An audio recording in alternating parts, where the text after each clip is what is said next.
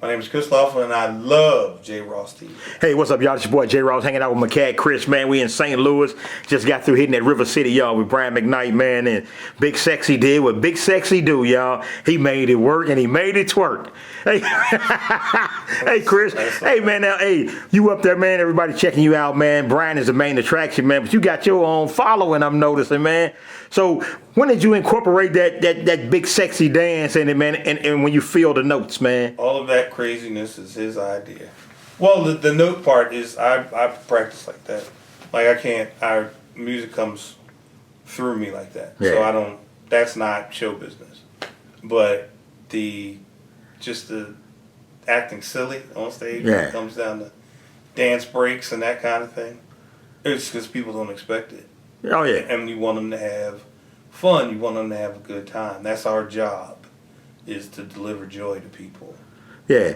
So when you playing a ballad, I know you still had that smile on your face, but when y'all grooving out, you got the bass talking, man. Yeah, it's a groove. Everybody got that.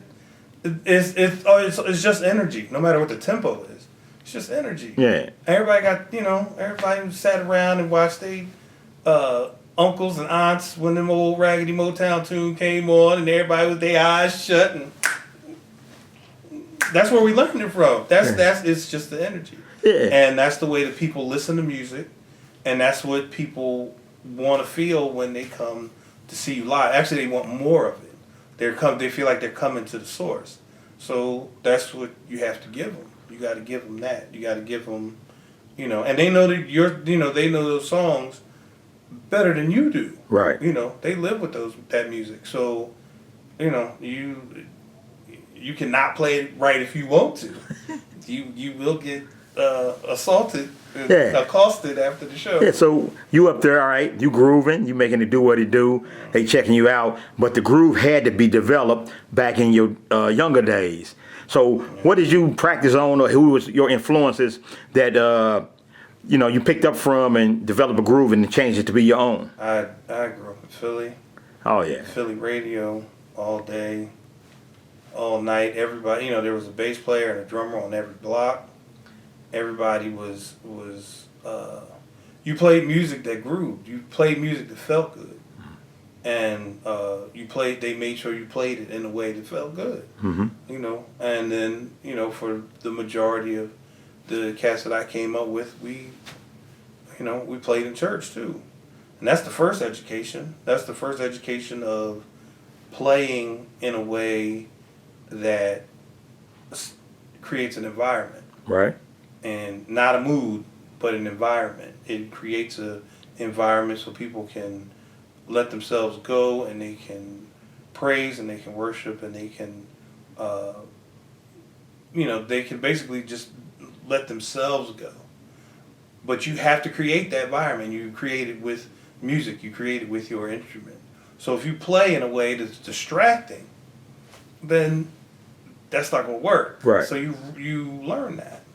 And you learn that there, and we all learn that there. That's the thing, that's one of the reasons why, being raised in church and being a quote unquote church musician, that's why the world wants them so badly, is because they know, even without speaking about it, and it being a point, you have to make the music feel great first. Nobody cares about the theoretical end of it first. Mm-hmm. Nobody cares about the equipment part of it first. They want to feel great. They want the music to feel good. Yeah. Hey, but let me ask you this then, big dog. Right? You sit around, you practice and all that. Now you got the younger generation. They kind of like the YouTube generation. Yeah. They go in, learn the lick, incorporate it into the scheme. And what's your thoughts on that, man? As far as like going in the shed, hammering it out yourself, and as opposed to YouTubing.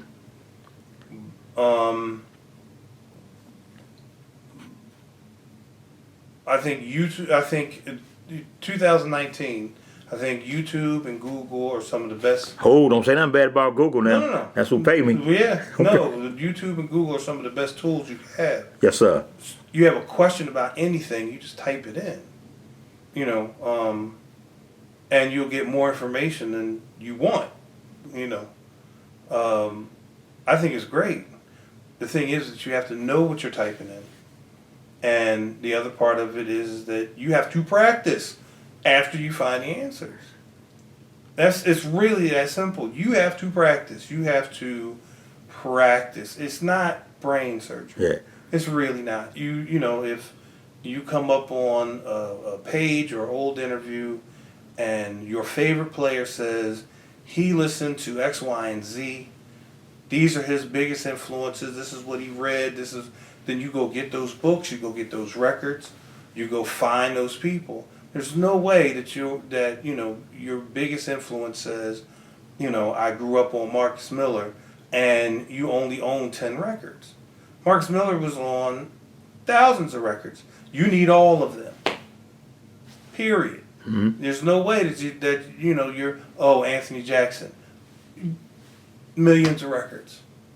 Abraham Boreal, millions of records. My dude. You got to get all of those records. We're not playing anything new. We're really not. As bass players, we're still keeping the puppies in the box. Yes, sir. You know what I mean? We're still locking it down for folks. The drums change before anything changes. But they need us to do that. It's homework time. It's homework time for everybody. Yeah. Just get in the shed. Get in the shed. Practice. I cannot tell you just the lack of discipline of sitting your butt in a chair and practicing. It's not brain surgery. It's really not. It's not brain surgery. Let me ask you this, Chris. Growing up, man, was it anything in particular, man, that tickled your fancy that you practice on to get your fingers working right, to get your theory, get your mind focused? Or you just incorporated everything you could? Growing up, I was fortunate enough. There were still music programs in school. So, when you played in jazz bands and orchestras and all of that, you got all of that music. And then your friends wanted to play everything that was on the radio. So you played all of that music. Period. You played music all day. There was nobody to tell you not to. That was the peer pressure, is to learn a song. Mm-hmm. It wasn't go out drinking and smoking and robbing a liquor store. It was learn this song, get this record, learn it. And that was the peer pressure. And it was great. And I learned from everything and everybody. We were just enamored with anybody who could play. Anybody who could play. But my high school years was 84 to 88. That's the golden age of everything. You know what I mean? So every legendary bass player was on a record. And they're all of the people that people don't even know play bass. People like Fred Hammond, mm-hmm. who people know as a vocalist, yeah. A vocalist, an amazing solo artist, and the whole nine. Fred is one of the reasons I'm not a dentist. Fred was cold-blooded. Fred would commission. Oh, yeah. Y'all go tell somebody record, and then holla at me. Fred was killing them. Fred was just obliterating cats. I want to have some conversations about that. Cats don't know that. People, there's an entire generation of bass players that don't know Marcus as a sideman. Right. They know him as a solo artist.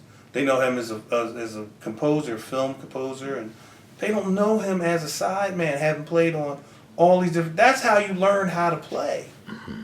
You know what I mean? The music that you got exposed to came through these players. It was incredible, the amount of and all you had to do was like one. You had one superhero. You know what I mean? And you would learn how to play absolutely every kind of music. Yeah. Now, who was yours growing up? Oh, that's too long a list. Well, now give me one. Well, when I was a kid, I wanted to be. When I was, especially in high school, I wanted to be a studio musician. So it was Nathan East. No, it was actually Abraham Boreal, Marcus, Anthony Jackson, Will Lee, and that was kind of my top four